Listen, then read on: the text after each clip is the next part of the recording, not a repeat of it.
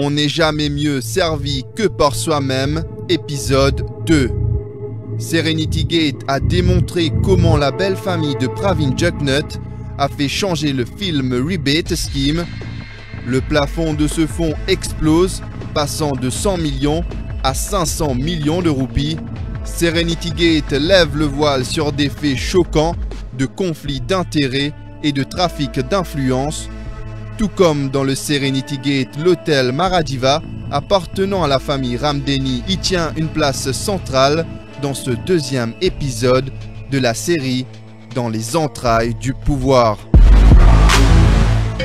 Tout commence en mai 2002, quand un terrain d'environ 30 arpents, appartenant à l'État sur des parts géométriques à Volmar, est accordé par le régime de Sir Anero Jugnut à Moriplage Investment Company Limited, dirigé par Sir Kailash Ramdeni, le beau-père de Pravin Jugnut.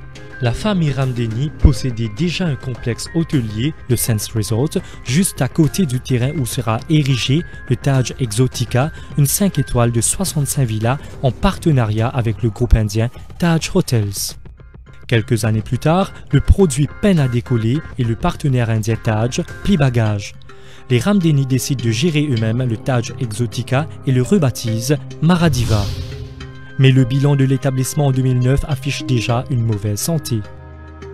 En cette même année, Ramasitanen, alors ministre des Finances, introduit dans son budget l'Invest Hotel Scheme, soit l'IHS, destiné à autoriser les nouveaux hôtels à vendre des chambres aux villas à tout acheteur local ou étranger dans le but d'aider le secteur touristique après la crise financière de 2008. Les nouveaux propriétaires pourraient occuper la villa ou chambre d'hôtel 45 jours par an et bénéficier gratuitement de toutes les facilités qu'offre normalement un hôtel à ses clients. En leur absence, l'hôtel pourrait louer la chambre ou la villa à d'autres clients. Le hic, seuls les hôtels nouvellement construits sont éligibles sous l'Invest Hotel Scheme et pas les hôtels existants. Le certificat est émis par l'ex-BOI une fois que tous les critères requis sont remplis par le promoteur. Mais il y a un autre os. On ne peut vendre des propriétés se trouvant sur les terres de l'État aux acheteurs étrangers, contrairement aux projets iOS et autres AOIS qui, eux, peuvent l'être après approbation du bureau du Premier ministre car ces projets se trouvent sur des terres privées. Les étrangers étaient et sont réticents à acheter des villas au bord de la mer sans bénéficier de la citoyenneté mauricienne. Le gouvernement Jugnut proposera la vente de passeports mauriciens aux étrangers. Madam Speaker, on our transformative journey, it will be imperative and indeed crucial that we further open up our economy and country to the rest of the world. To this end, the EDB will manage two schemes to attract high net worth individuals who satisfy defined criteria and after due diligence. The first scheme will offer foreigners the opportunity to obtain Mauritian citizenship, provided they make a non-refundable contribution of $1 million to a Mauritius Sovereign Fund. Mais il fera marche arrière par la suite face au lever de boucliers de la part de l'opposition et de plusieurs organisations citoyennes.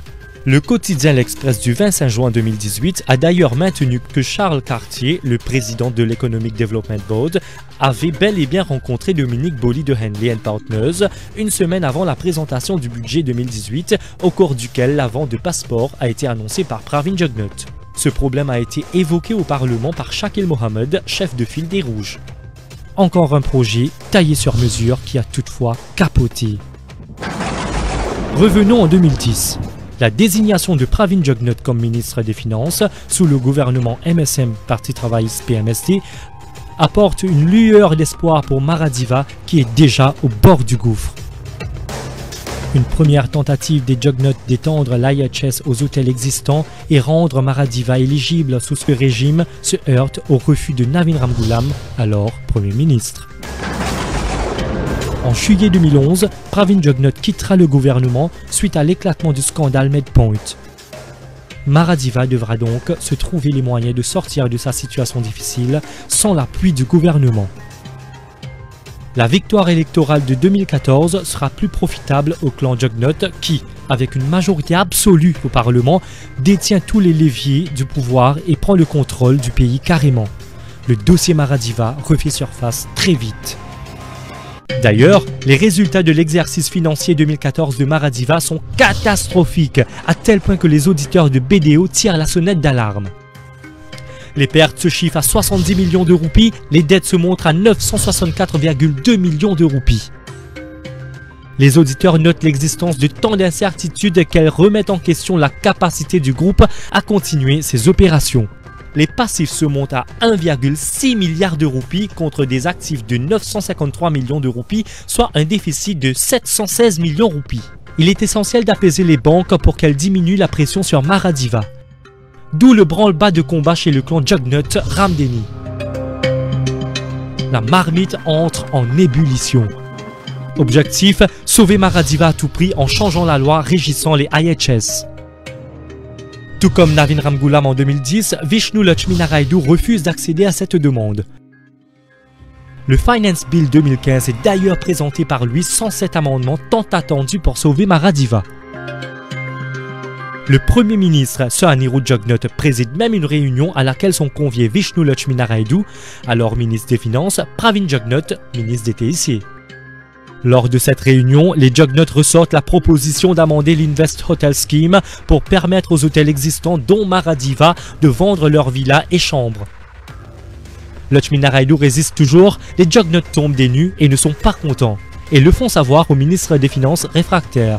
Ce sera le premier accrochage entre ce dernier et le clan Jugnut Ramdeni. Si les murs du bureau du ministre des Finances de l'époque pourraient témoigner, on aurait eu une idée de la pression exercée sur ce dernier par d'autres personnages peu recommandables.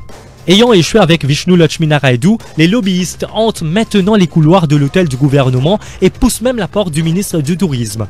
Peu après, un papier émanant de ce ministère est présenté au Conseil des ministres pour amender l'Investment Property Act concernant l'IHS et favoriser ainsi Maradiva.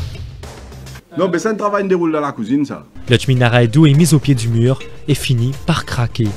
Il change les règlements permettant ainsi aux hôtels existants de vendre les chambres et les villas sous l'IHS.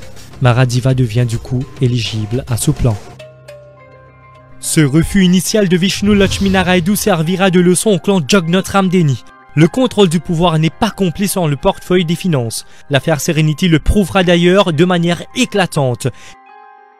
Ils auront la tête de Lakshminaraydu sur un plateau dans l'affaire Euroloan qui verra Sir Anirudh le remplacer à ce poste.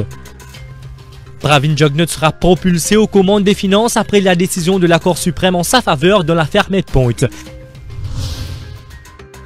Il deviendra Premier ministre quelques mois plus tard dans le fameux deal Papa Piti. Ce n'est pas fini pour autant.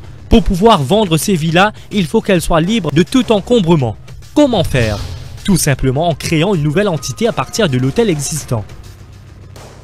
Et l'on voit Kobita Jugnut qui vient aussitôt à la rescousse de son frère.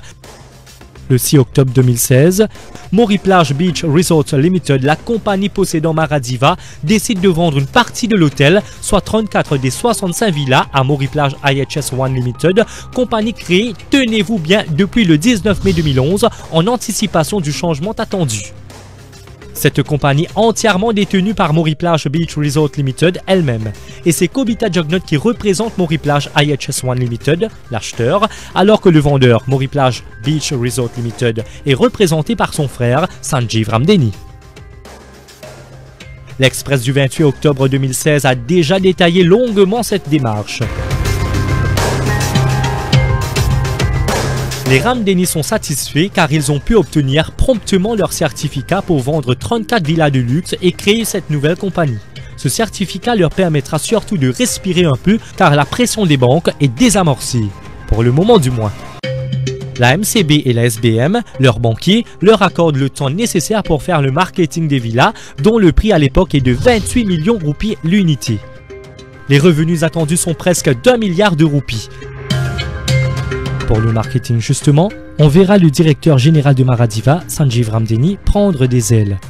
Il foulera même le tapis rouge du festival de Cannes fréquenté massivement par la Jet Set. Ce voyage comprendra aussi des cadres de la State Bank et bien entendu Anil Gayan. La source du financement de cette campagne de promotion demeure d'ailleurs obscure. On verra également Sanjeev Ramdeni lors du lancement du film flop Serenity. Il sera aussi aperçu dans nombre d'autres événements internationaux. Le plan était de présenter aux étrangers fortunés la possibilité d'acheter une villa pied dans l'eau plus le passeport mauricien en poche.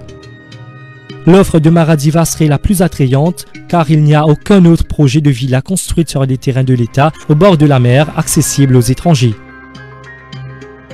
Des éléments troublants qui soulèvent des interrogations sur de possibles cas de conflit d'intérêts et de trafic d'influence. Dans les entrailles du pouvoir.